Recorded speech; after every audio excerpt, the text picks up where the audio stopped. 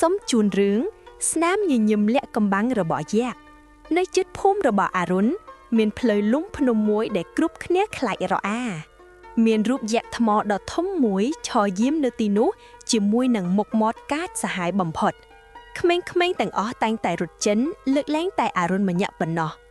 ឯងពិតជាហ៊ានដើរទៅជិតយក្សនោះមែនឬអរុណសុកសួរទាំងសំឡេងញ័រញាក់ចុះបើវាចាប់ឯងស៊ីទៅបុប្ផាក៏ព្រួយបារម្ភដែរប៉ុន្តែអរុណបាននិយាយថាគេបោកមិនខ្លាចផងឡើយទម្រាំយក្សហើយអរុណក៏បានដើរចូលទៅអរុណបានដើរទៅជិតជើងយក្សថ្មយ៉ាងស្ងៀមស្ងាត់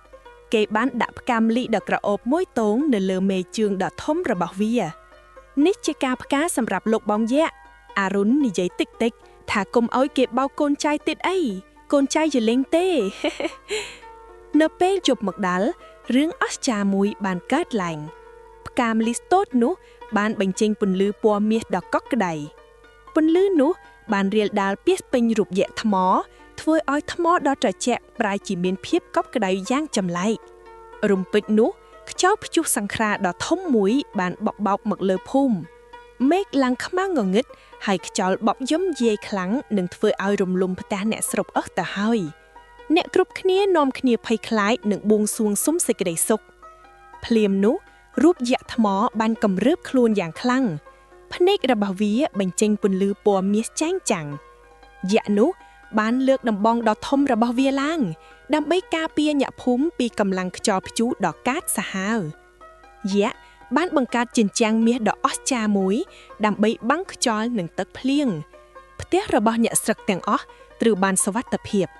នៅពេលព្រឹកព្រលឹមស្រាងៗព្យុះក៏បានរលាយបាត់ទៅក្មេងៗបានរត់មកមើលរូបយក្សម្ដងទៀតពួកគេភ្ញាក់ផ្អើលយ៉ាងខ្លាំងនៅពេលឃើញថាមុខមាត់ដ៏កាចសាហាវនោះបែរជាមានស្នាមញញឹមយ៉ាងកក់ក្ដៅទៅវិញអ្នកភូមិទាំងអស់បានដឹងការពិតហើយពួកគេបាននាំគ្នាយកផ្កាម្លិះនិងកម្រងផ្កាជាច្រើនមកថ្វាយយក្សសុកនិងបុប្ផាបានសើចសប្បាយយ៉ាងខ្លាំងពួកគេលែងខ្លាចយក្សទៀតហើយប៉ុន្តែបែរជាស្រឡាញ់វិញអរុណបានបង្រៀនយើងថាកុំមើលមនុស្សតែសម្បកក្រៃ